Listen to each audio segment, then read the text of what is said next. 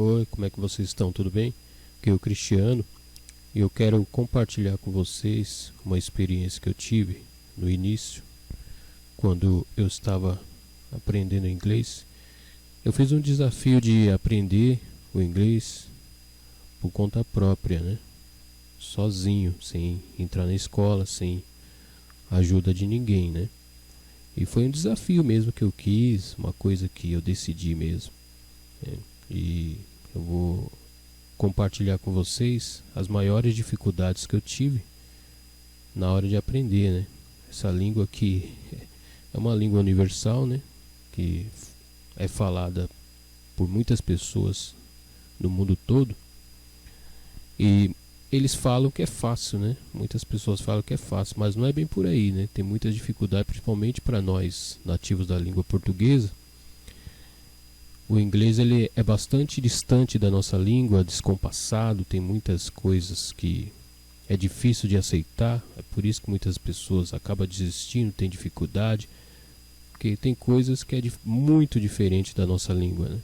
E a maior dificuldade que eu tive, aqui ó, presente, passado, futuro, auxiliares, que eles usam muito isso aqui, ó, auxiliares, compasso, frases ao contrárias e aceitar o inglês do jeito que ele é. Se você não aceitar o inglês do jeito que ele é, você não vai aprender, porque vai ter muitas coisas que você vai ter que aceitar, que é totalmente distante da nossa língua, e você vai ter que aceitar.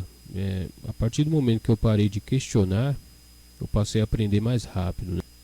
O que me atrasou bastante foi essa questão de aceitar o inglês do jeito que ele é. E qual foi o meu principal erro que me atrasou muito? Que eu comecei a gravar no banco de dados do meu cérebro palavrinhas por palavrinhas, né? Isso aí é um grande erro que você está cometendo. Não faça isso. Você está realmente fazendo desse jeito, você está indo por um caminho muito errado, né? Porque eu comecei a traduzir, vamos supor, as principais palavras que a gente usa. Tenho, né, que no caso have, tenho, have, tinha, had. Meu teclado não está muito bem, sai alguma, aqui já saiu tem, né, tenho. Então aqui eu comecei a traduzir desse jeito, palavrinhas por palavrinhas soltas, né, palavrinhas soltas no caso, porque a minha lógica foi o que? Se eu aprender palavrinhas por palavrinhas, eu vou conseguir ler e entender o que eles estão falando, porque aí eu vou ter tudo isso no banco de dados do cérebro e está tudo certo. Só que não é assim que funciona, né? Porque o inglês eu achava que eles escreviam do mesmo jeito que a gente escreve, só que eles não escrevem no mesmo compasso, no mesmo jeito que a gente escreve. É totalmente diferente o jeito deles escrever, porque eles vão usar muito isso aqui, ó. Eles vão usar muito auxiliares, e é aí que você acaba se dando mal quando você aprende desse jeito aqui, ó, que eu falei, que é palavrinhas por palavrinhas. O certo é você aprender uma frase quase que inteira. É difícil, né? É um desafio. Mas se você aprender frase quase que inteira, você vai chegar a um conhecimento muito mais rápido do inglês do que você imagina. Você vai chegar a um nível assim de forma rápida, porque aí você vai ter aquelas palavras inteiras, que é o jeito que eles escrevem no banco de dados do cérebro. Então, o desafio é isso aí. Eu sei que é difícil você gravar uma frase inteira no banco de dados do cérebro e aceitar do jeito que ele é, do jeito que a frase é. Eu vou citar o primeiro exemplo aqui. Eu me deparei muito, né, com isso aqui, ó. There will be, aqui no caso, são 3 palavras, né? There, aqui, ó, que para nós ficaria cherry, né? Falando no modo normal, will, que é no caso uma outra palavra, e aqui be. Mas o que é isso aqui? Eu aprendi quando eu estava aprendendo palavrinhas por palavrinhas, que foi o maior erro, que isso aqui, ó, é lá, né? Aí é desse jeito aí, ó. Lá, aí, no caso ali, ó. There. Will, eu aprendi, no caso, que é vai, né?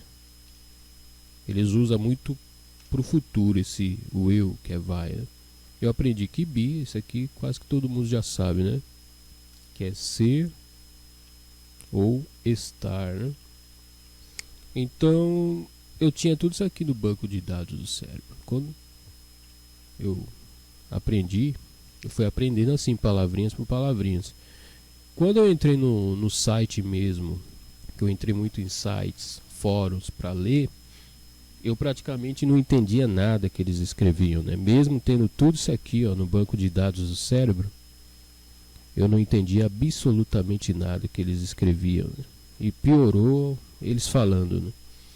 Então aqui no caso, quando eu entrava no site da língua inglesa para ler, que um cidadão lá da língua inglesa, camarada desde criança falando inglês, que é igual nós aqui português, desde criança falando, eles escreviam muito assim, ó, essas palavronas que ficava sem sentido para mim, porque quando eu lia e traduzia, que eu achava que tinha que traduzir ao pé da letra, você traduzir o inglês ao pé da letra, você vai se dar mal, porque muitas palavras você traduzir ao pé da letra vai dar nada de nada. Então aqui no caso eu aprendi que there é lá, vai, eu vou colocar lá aqui. Will é vai e be, né? No caso é ser ou estar. Então aqui a tradução ficou lá vai ser, né? Aqui eu vou colocar um people aqui, que são pessoas. Aí eu vou traduzir aqui embaixo pessoas, né? Eles escrevem muito assim. Aqui ficou a tradução disso aqui, ficou lá vai ser pessoas, ou seja, ficou totalmente sem sentido isso aqui, né? Aí vamos tentar um aí aqui. Aí no caso eu substituí o lá pelo aí, ficou aí vai ser pessoas. Totalmente sem nexo isso aqui, né? Você vê que eu traduzi palavrinhas por palavrinhas aqui, porque eu tinha no banco de dados palavrinhas por palavrinhas, né? Vamos traduzir palavrinhas por palavrinhas. Então aqui ficou totalmente descompassado, nada a ver isso aqui, né? Aí vai ser pessoas, ué, aí vai ser pessoas, né? Então quando a pessoa está aprendendo, né, no início, ele vai querer traduzir palavrinhas por palavrinhas e vai querer traduzir tudo ao pé da letra. E é o maior erro que você comete, vai dar um nó na sua cabeça quando você começar a ler, que, meu pai, você não faz ideia. E dava muito esses nó na minha cabeça e eu ficava e não aceitava, no meio da vida eu não aceitava que eles escreviam assim, eu achava que tinha que escrever igual ao português e não é assim que funciona. Então essa palavra aqui, essa palavra there will be, na verdade não é nem aí, vai, nem ser, né? Essa palavra there will be, ela é haverá em inglês. Então aqui, ó, vou até tirar esse pipo daqui por enquanto. There will be, haverá. Por que eles usaram o will aqui, ó? Porque isso aqui é um auxiliar. É um auxiliar isso aqui. E o be também é um auxiliar. Então aqui eles estão se expressando no futuro, que haverá, né? Vamos supor, eu coloco aqui be. Então haverá pessoas, agora sim, né? Ficou uma coisa bem que compassada para nós. Haverá pessoas. Então aí no caso ficou bem melhor. Só que quando eu fui traduzir aqui ao pé da letra, ficou lá vai ser pessoas, aí vai ser pessoas, ficou. Então você tem que aceitar o que eu estou querendo dizer, você tem que aceitar que o haverá deles é isso aqui, essas três frases aqui. Então o haverá deles é isso aí. Para nós é só haverá, aquela coisinha pequenininha ali, para eles there will be. Se você não aceitar, você não vai aprender o inglês, você vai ter muita dificuldade, principalmente se você quiser ali traduzir ao pé da letra do jeito que você quer, né, você não vai chegar a nível nenhum. Então aceite que isso aqui, ó, grave no seu banco de dados do seu cérebro que isso aqui é haverá. essas 3 frases dele. Então não tem nada a ver você querer traduzir isso aqui, aí vai ser, lá vai ser. Outro problema que eu tive, eu vou apagar aqui, quando eu estava aprendendo, né, é a questão das frases ao contrário. Eu vou colocar bem básico aqui para você, uma frase bem clássica, se usa muito em filmes, séries, né, eles usam muito isso aqui, e também no dia a dia. Então aqui ficou I have no idea, né, que no caso seria eu não faço ideia, eu não tenho ideia. Mas você percebeu que aqui está ao contrário, né? Você percebeu que o não deles, que é esse no, ele está depois do tem, que no caso aqui have, que é tem, que pode ser tenho, ter também. Então aqui está depois do tem o não deles. Só que no português, né, todo mundo já sabe, a gente já aprendeu desde criança ali em português, que quando a gente fala não tenho ideia, não faço ideia, nós colocamos o não antes do tem. Então ficaria eu não tenho ideia.